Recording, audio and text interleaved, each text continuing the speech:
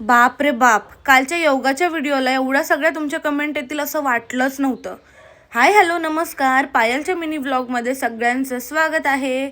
तर मी काल योगाची व्हिडिओ टाकली होती आणि त्यात असं बोलले होते की नॉर्मल डिलिव्हरीसाठी योगा खूप जास्त महत्त्वाचा आहे. पण तुमच्या सगळ्यांच्या कमेंट मी वाचल्या आणि अर्ध्या जणांचं म्हणणं होतं की दीदी काहीही कर तू, पण सी सेक्शनच होतं. आता शक्यतो जास्त करून सी सेक्शन करतात डॉक्टर, नॉर्मल डिलिव्हरी क्वचितच. आणि मला सुद्धा हे पटलेलं आहे, कारण की पूर्वीच्या बायका योगा वगैरे काही जास्त करत नव्हत्या.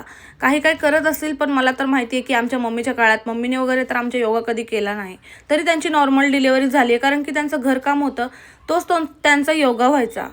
असो, पण माझ्या व्हिडिओमध्ये तुम्ही तुमचं मत मांडली, मला खरंच खूप जास्त चांगलं वाटलं, कारण की मला सुद्धा एवढा एक्सपिरियन्स नाही. ही माझी पहिलीच डिलिव्हरी आहे आणि तुम्ही तुमचे कमेंट सेक्शनमध्ये मतं मांडत जा, मला सांगत जा, म्हणजे त्याच्यामुळे मला सुद्धा माझी आयडिया येईल की काय करतात, कसं असतं. तर चला, हा सगळा भाग झाला डिलिव्हरीचा. पण आता दिवसाचं तुम्हाला सांगते काय झालं. आम्हाला सगळ्यांना खायची होती मिसळ आणि आमच्या घरी होता बेत मिसळ पावचा. मस्तपैकी खूप दिवस झालं मिसळ केली नव्हती. मग मी तयारीला लागले आणि माझी मिसळ करून रेडी होती. त्याच्यानंतर खूप जास्त मला भूक लागली होती, म्हणून मी एमर्जन्सीमध्ये मॅगी खाल्ली. आणि मॅगी मी शक्यतो जास्त खात नाही, प्लीज तुम्ही आता बोलू नका की दीदी मॅगी खाल्लेली चांगली नसते. मी खूप थोडीशी मॅगी खाल्ली आणि कधीतरीच मी खात असते मॅगी. आता ही सेकंड टाईम मी माझ्या प्रेग्नन्सीमध्ये मॅगी खायची.